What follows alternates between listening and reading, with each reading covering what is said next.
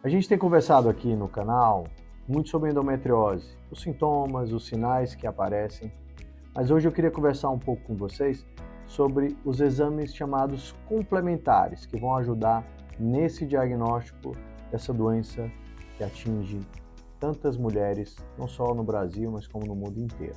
Infelizmente, a gente ainda não tem um marcador, um exame de sangue que consiga detectar a endometriose. O diagnóstico ele é muitas vezes voltado para os exames de imagem. E é isso que eu queria conversar com você nesse vídeo. Então fica nele até o final. Mas antes disso, se inscreve aqui no canal, deixa o seu like. Eu sou o Dr. André Nóbrega, especialista em cirurgia minimamente invasiva e no tratamento da endometriose profunda.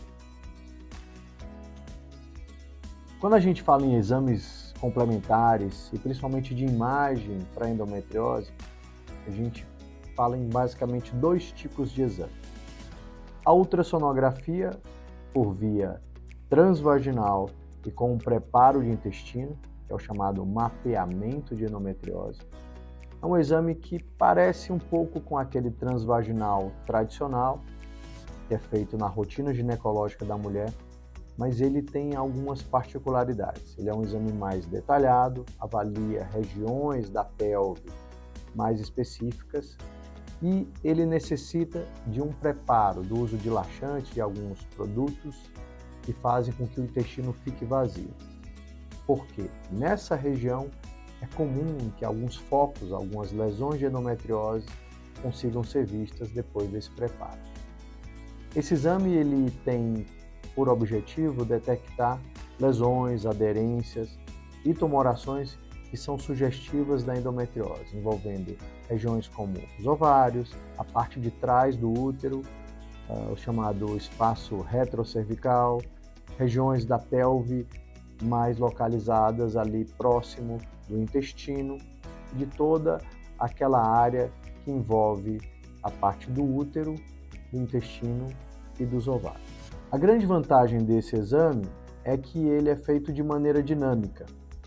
A paciente ela pode referir dor, a movimentação desse transdutor e naquela região o médico, o radiologista, o especialista em imagem que está realizando o exame, ele consegue explorar mais essa área e conseguir diagnosticar alguma lesão que pode ser tratada ou até retirada cirurgicamente. Uma desvantagem desse exame é que ele só pode ser feito por via exclusivamente transvaginal. Então a gente impede ou dificulta o acesso de pacientes que ainda não iniciaram a sua vida sexual por motivos óbvios.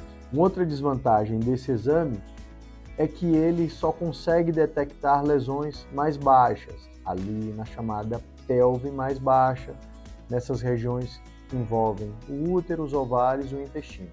Lesões de endometriose localizadas mais altas, em regiões do abdômen ou até do tórax, não conseguem ser vistas através desse mapeamento de endometriose. Uma outra modalidade de exame de imagem, de exame complementar, é a chamada ressonância magnética.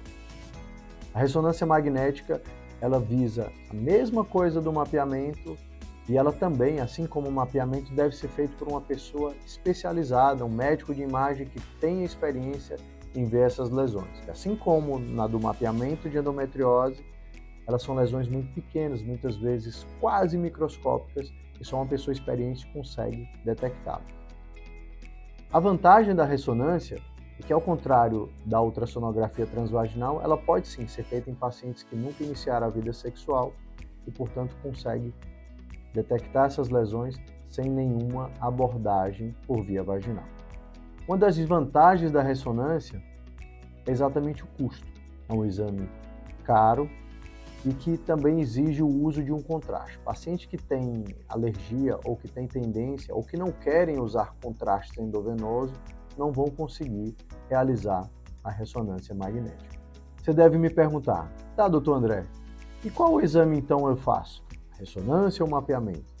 Essa pergunta, na verdade, não tem resposta. Até porque a gente tem várias variáveis, como eu já falei, vai depender muito do local onde ele é feito e da pessoa que está realizando.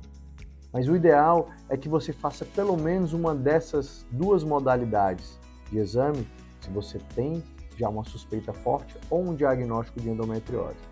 Esses exames eles vão ajudar o seu médico a definir que tipo de tratamento, se está existindo uma boa resposta a um tratamento que já foi iniciado ou até se é necessário um tratamento cirúrgico.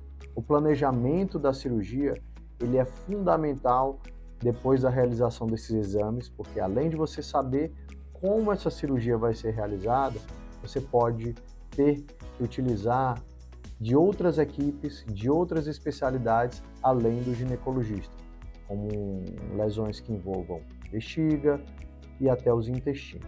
Bom, gente, se ficou mais alguma dúvida sobre esses exames chamados complementares aqui no diagnóstico da endometriose, deixa aqui nos comentários.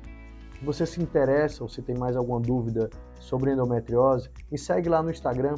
A gente tem uma série de vídeos, uma série de conteúdos também voltados para esse tipo de patologia.